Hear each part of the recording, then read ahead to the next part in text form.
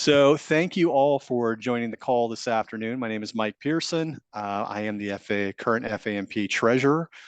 Excited to be on the introduction side of this presentation and not hosting and having to speak through the whole presentation. But we do have two fantastic presenters today, J. Craig Wright, who is an originator and also our GA chair and trainer, and then Jason Dickinson with CIC Credit. They'll both be going through the presentation and available to ask any questions you need. If you have questions, please pop them into the chat and I'll kind of monitor and interject throughout the presentation. So feel free to do that. And then I'm sure we'll have time for just some open Q&A at the end. So with that being said, J. Craig Wright, will you please introduce us to trigger leads, what they are, what we can do about it? Good morning and welcome to Trigger Leads, Demystifying the Mortgage Marketing Tactic. I am very happy that you took the time to come out and listen to us today. First, we're going to cover a little bit about the history of how we got and what trigger leads are and how we got here, and what we're trying to do about them and how they're affecting day-to-day business. I'll just jump right in and say, trigger leads. What are they? There are some originators that are new and may not even understand what these are like. Well, they're for a lot of us, they're pretty much an interruption to the business, but they're a marketing tactic. So anytime that you've got your name, your number out there, you become a piece of information, and information is money. So right now, this marketing, as soon as your credit is pulled, like a hard pull, it is noted out there that you're trying to apply for a mortgage. If you're trying to order credit on a car, you're buying a car loan, your information is out there that you've done that. What's important to know is who are the players involved in this, in this process. First and foremost, I need you to know that CIC Credit and good old if Mr. Dickinson on the line here, they don't do that. That's not what they do. They're our aggregator. You order credit, you go through a company like theirs, and then they will pull the information. But it's going out. The request going to Equifax, Experian, TransUnion, Innovis. They'll offer these trigger lead services. As a matter of fact, there's other data aggregators out there like Dun & Bradstreet, LexisNexis. Experian has a division of marketing services that are out there. So it's important to know that there's additional services that are out there just designed to offer them. And then there's resellers of this information. So you'll have whole lead generation companies that build and design to actually sell these leads. But there's another category in here that I don't include, and that's fraud. It's a huge category because, give you a little tidbit, you can see that oftentimes customers are called and reached out by companies that really don't exist. They're just trying to gather information or use this as an opportunity to get even more information from one of your borrowers. So it's important that we get into the education part of this. Next part of here is that popping up on my screen? Okay. Where did this start? Well, the Fair Credit Reporting Act was passed in the 1970s, and it established this whole framework of how credit bureaus can collect and share and build this pipeline of information. But this trigger leads weren't really talked about at that time, but there was a possible purpose and a framework built in the origin of the Fair Credit Reporting Act. And later on in 1990s, credit bureaus started offering more sophisticated data analytics and marketing tools to lenders. And that started to develop the trigger lead process. And then it just started taking off like a snowball after that. We became the information age. It's like by the mid 2000s, trigger leads were already a common practice. And now, in my personal opinion, they're out of control. There are whole companies that run their business model off of trigger leads that as soon as one is done, they want to go after that borrower. But there's other valuable purposes for these triggers. And that is, if you're servicing a loan, maybe it's a higher profile loan, you still need to be able to manage your own customer database and know what's going on with them. So there are some exceptions to the rule, so to speak, in how we are trying to get rid of trigger leads themselves. Let's go in a little more detail. So what does it do? So you order a credit report. All three of these primary credit providers are out there, and they know that the information is sent. Matter of fact, when you create an application in Mortgage 1003, you put in a lot of information and you can feed that information out. Now, Jason, and I were talking, it said one of the ways to try to avoid some information going out in your application, you had mentioned something about that. If you're going to pull credit, you pull a 1003, some people have decided, you know what, maybe I'll take out the email information, or maybe I'll remove the phone number or cell phone contact information, or better yet, on my 1003, make sure I don't pick a product first, because as the information goes out, you can actually spoon feed more information to the top repositories, and then that will add more information to a trigger lead. And Jason, you're still on the call there? Are you muted? Yes. Yep. Yeah, that's one of the recommendations you had brought up that some people had started to do. It's been debated back and forth, and you start to hear things over and over again. You start to believe it, but so many mortgage brokers have said, "Hey, I just don't put in the phone number. I just don't put in the email address. I put in the wrong phone number, wrong email address in my LOS system, so that the bureaus don't get that data, and then those people, customers who subscribe to the trigger leads to make the trigger lead calls don't have that phone number, don't have that email address." It's debated if that's true or not. I've been told multiple times that that doesn't matter. The bureaus have that information. The bureaus have so much sources of data, of email addresses, of phone numbers, that whether you put that manually, type that into your LOS system or not, it's not going to matter. The bureaus have that information already. So there we have it. So there's got to be another way as well. And the other problem is, just like this character I put up on the PowerPoint, it confuses our borrowers greatly, because not only are they getting a phone call, but they're getting an email, they're getting a text, and they're getting a barrage of them. And my own borrower recently, when I was telling him I was doing this presentation, we got a closing tomorrow. He says, I'm still getting these companies that says, I see you started your application, click here to continue. I need him to sign his final docs. So I have to be sure that I continue the conversation of what my emails look like. And that's important for you too. It just does. They get unwanted contacts, barrage of emails. They get an overload of confusing comparisons or pressures. Says, oh, we can get a better deal for you. Don't continue with this guy. Or other things, they get so much pressure and so many emails from other sources, they start to question our validity, the one who started the relationship and the application with them. So this does become quite the disruption to the process. One thing to add, if I may, please, and I may be getting ahead of you, but if you're an MLO, a professional, you're dealing with a borrower, warn them ahead of time. This might happen to you unless you take the next actions he's about to talk about. But say you might get 25, 50, 100 phone calls, texts, and emails. So just be warned. And then that kind of protects you from looking like the bad guy, or might help you to warn them ahead of time. Unless you take these steps, and I'll let you continue. One of the things that, and I pressure it, is please educate your borrower. You tell them what the process is like. And if you can get to them early on, what we've been saying is one of the best things to do is opt out of pre-screen offers. Tell the borrower that they should be able to opt out. When you opt out, you have two choices. You can go to this optoutprescreen.com, and I'll show you what the website looks like in a minute. And they can opt up to 5 years or permanently. And the only way to get opted back in is in writing. They could freeze their credit. But the problem with freezing your credit or putting these, it puts a temporary limitation on it. And during the process of your mortgage, this can slow things down. Now, I wouldn't say don't do it, but when you're talking to your borrower, you already know, you ask them about to pull credit on you, do you have any credit freezes? Become a regular question I have to ask my borrowers, because I'm about to pull a tri-merge and one of them's blocked. But I will also tell them I'm going to do a credit refresh before closing, and it makes it a little bit difficult. So I've had borrowers who had their credit completely frozen, and then they have to unlock all three for me to get back in down the road in the process. So it makes things a little difficult. But when they pull the credit, there's still a trigger unless they've opted out of these pre-screen offers.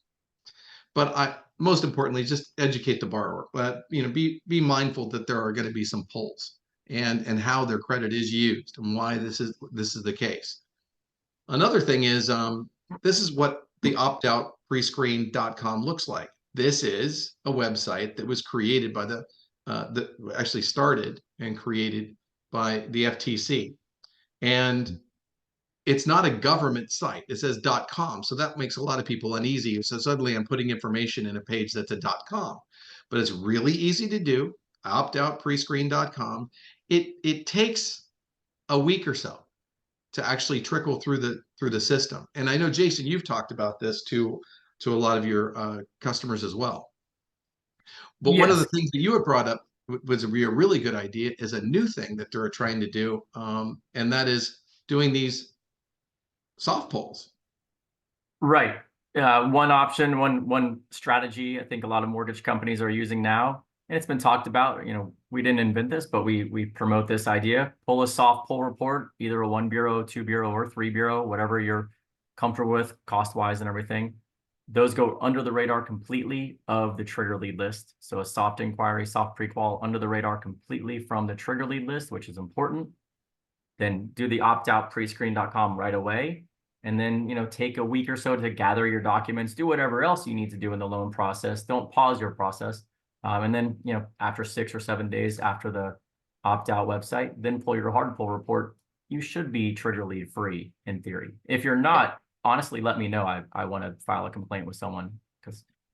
And, you know, they've also opened the door for you can run automated underwriting on these soft pulls. You got to get it set up properly, and you got to get this set up with not only you, but you've got to make sure you've got this set up with, you know, through your Fannie Mae conduit. And there are rules along the process doing this. I know if you're a lender, or if you're working directly through a wholesaler, they've already released information regarding this. So it's great, because now your preliminary credit reports are less expensive on the onset, and running an in-file credit report is a lot less expensive. I know we're all in the mortgage industry, and the most expensive bill is not my light bill.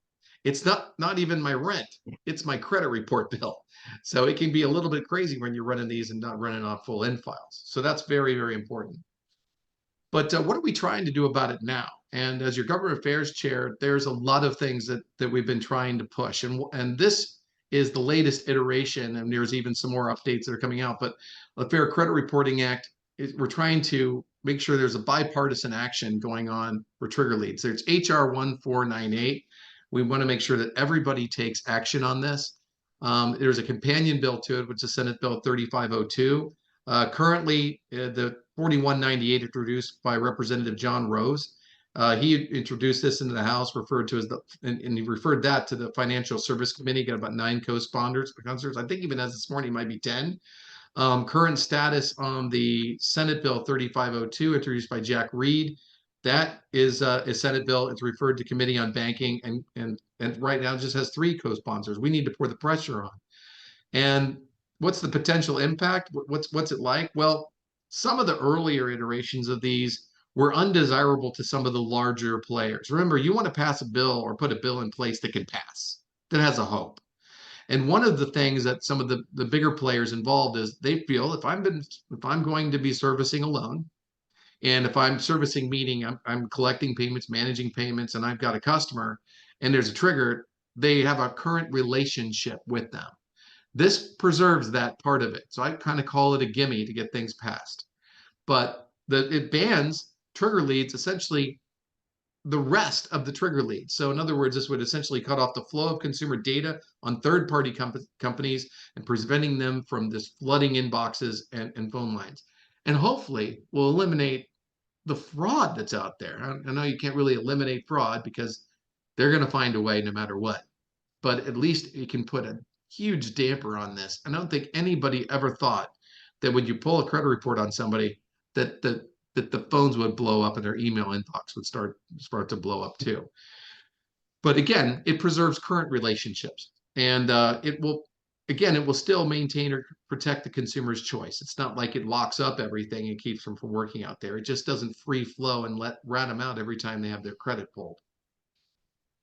These are major marketing tactics. And Jason, some of the things that we had talked about is regarding some of these trigger leads and working some of the information. Have you thought anything else that I mean, I covered quite a bit in the last 20 minutes or so. Is there anything else that you might recommend that comes down to it when we're dealing with some of these trigger leads? You covered a lot of it. I mean, be careful of, warn your borrower, let them know, all the risks. There, some of them are, like you said, fraudulent. There's a famous one out there, a text that's a completely fraudulent one out there. But yeah, just inform your consumer this might happen. Definitely have them do the opt-out. Maybe tell your realtors, if you have realtor relations, tell them to do the opt-out ahead of time, so you don't even have to delve into that. But you covered a lot of it, and good ways. I've seen people adding it to their email signature. Yes, put it in your email signature. If you have a smart pay link, you send borrowers smart pay links. You can even incorporate that in your smart pay link ahead of time, like opt out, do the smart pay link, which is a way to have the credit report ordered. So it's just in front of their face all the time. And the more they see it, the more they'll be informed that the opt out pre-screen is a good way to go ahead of time. I've been regularly using opt out, and I'm going to tell you from my personal experience, I've seen an improvement in credit score. This is my personal experience. I've seen an improvement in credit score up to 4 points by removing you from these trigger leads.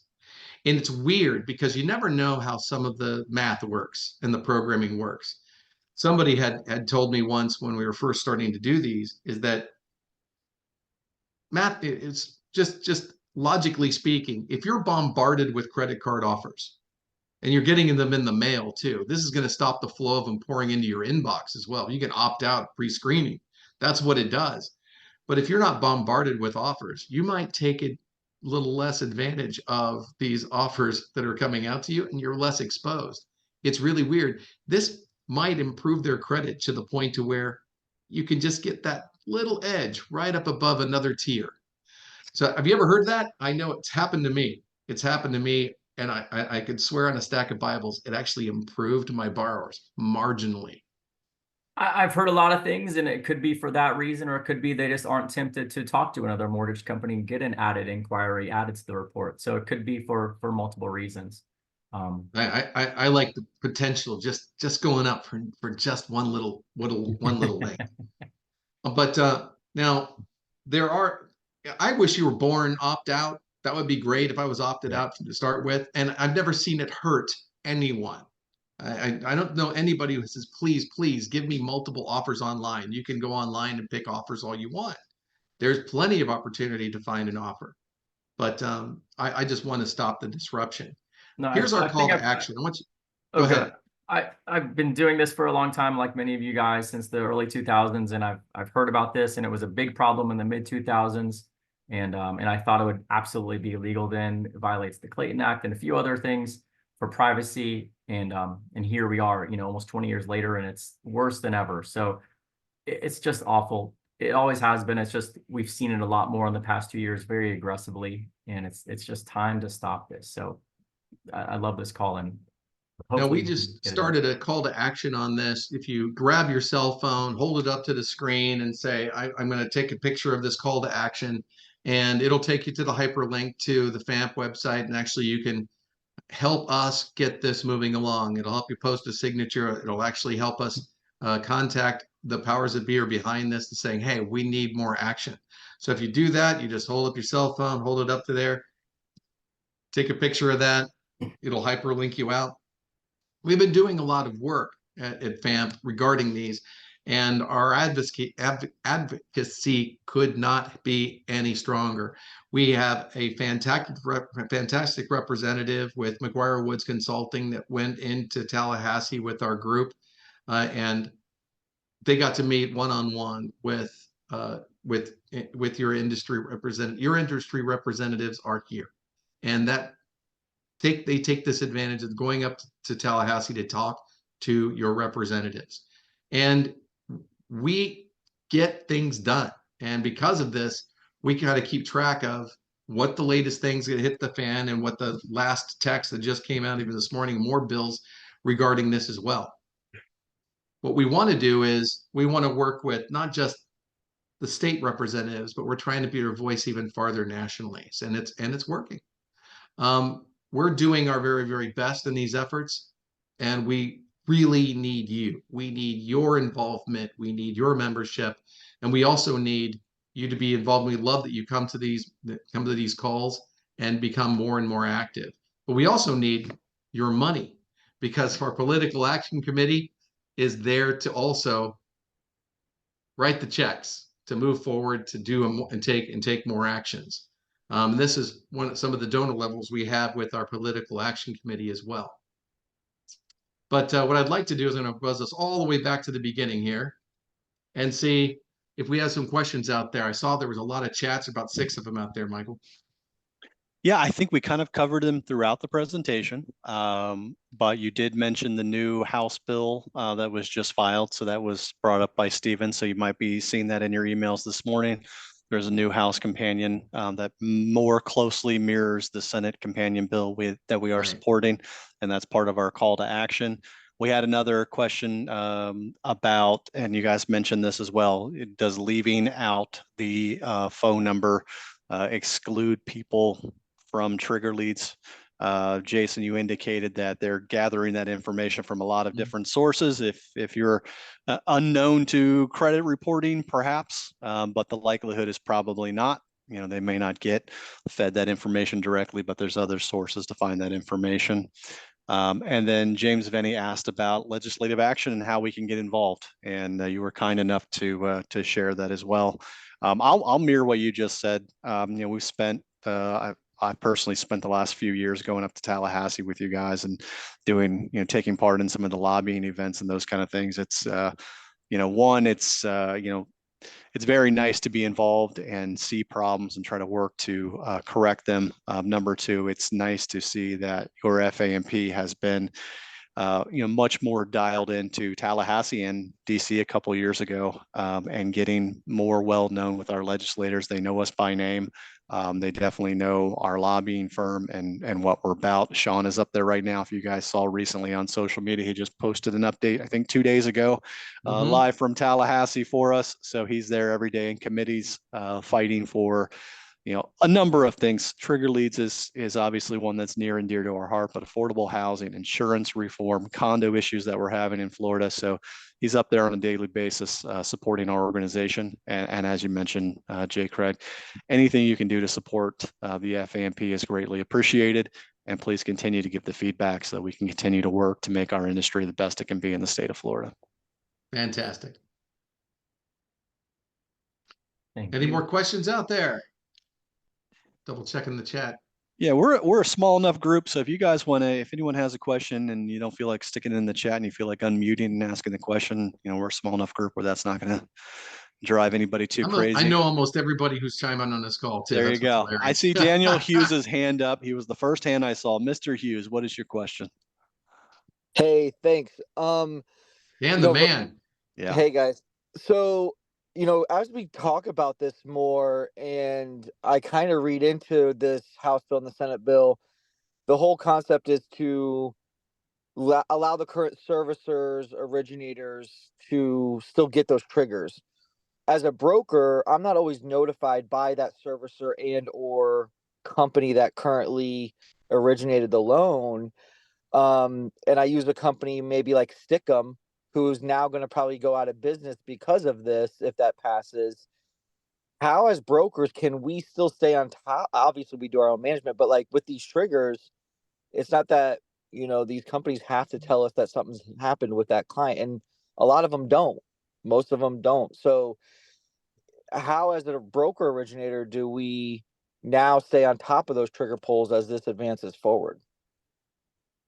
I think that's a very fair question, Daniel. And as a wholesale lender who does give those triggers back to their clients, I would say, like a lot of things that we do, that starts with a conversation with the investors that you're working with. I'm not going to tell you who and who not to work with, but I think that's a fair conversation to have with the lenders that you're sending your business to. And if they value your business, then that business that you bless them with should be coming back to you. So I think that's worth a conversation with the lenders that you're working with. It is. Good point, Michael. And opting out. Let's get those opt-outs popping. Yeah. The more we tell people about it, the more information we spread on this, and the more we tell the consumer, we can also get them involved. Nobody likes to have their information sold. Mr. Venny, I see your hand up, James. What question do you have?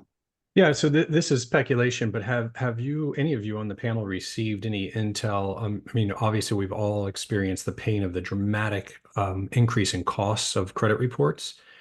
Is that in part a reaction from the repositories that they're fearful that they'll lose the revenue from selling trigger leads if they get legislated out of existence? That's a great question. I've heard Jason commiserating with me on that topic, so I'll let you cover that one because I know you deal with that on a day-to-day basis. Yes, yeah, good question. The recent price increases really, to have the back of Experian, Equifax, and TransUnion, and in this case, it's really because of Fair Isaac, the FICO company. And I don't think they want us talking about that too much, but the drastic price increase was really the score, and which is a separate entity, Fair Isaac or FICO, separate entity than Equifax, Experian, and TransUnion. They've increased their pricing. Don't really have any answers why. They're still delivering the same exact scores they have been for 20 or so years. They just increased the price. And that may be a reaction to other things that are being talked about, but there's no real answers on why they increased their cost of the scores so much. Will you get that cost and pass it on, for example? So I don't think it's because of this, but who knows what's going on behind the scenes. I think it's being looked at by Department of Justice is looking into Fair Isaac and seeing why they think they can increase their price so much, but so far there's really no answers. And then I see, Daniel, I see your hand up again. Did it not drop, or do you have another question? I apologize. Nope, drop it. No problem. There you go. Jay Craig, you got a question now. No, I see Daniel's yeah. also one of our instructors, and also Mr. Venny is also one of our instructors. Fantastic. Well, that's, yeah, you can tell they're instructors because they're polite. They raise their hand, they wait their turn. That's good instructional skills. Clearly, you've never taken one of my classes, Mike. All right. Are there any other questions while we are all together? Okay, then I'll close us out if you gentlemen don't mind. We're going to have a copy of this presentation yes, on the website. I don't want to forget that, but I just jumped on Michael's. No, that's okay. Yeah, no, I'm glad you brought that up because I was going to forget that. Yeah, we do have a white labeled version of this that you can log into our FAMP.org and grab a copy of that if you wish to take the PowerPoint presentation and present to your referral partners. That would be fantastic as a gift and a thank you for being a member of the FAMP. Jay I'll Craig, even take our pretty pictures off. That's probably the first thing that you should do, but that's okay. We appreciate everyone's time. Time is very valuable. So we appreciate you taking the time to come and speak with us. We didn't want to hold you up all afternoon. There's some great information here. You can definitely connect with the FAMP for more information. Jason Dickinson with CIC Credit is on the front lines of this. He's always available to help anybody out. Jay Craig, I appreciate your time and information and your work with our GA committee, which is a lot of work right now. We have a lot of things that we're working on and a lot of fixes that need to happen in our industry. So we appreciate your hard work there. Again, appreciate everyone taking the time to join us this afternoon. And thank you very much.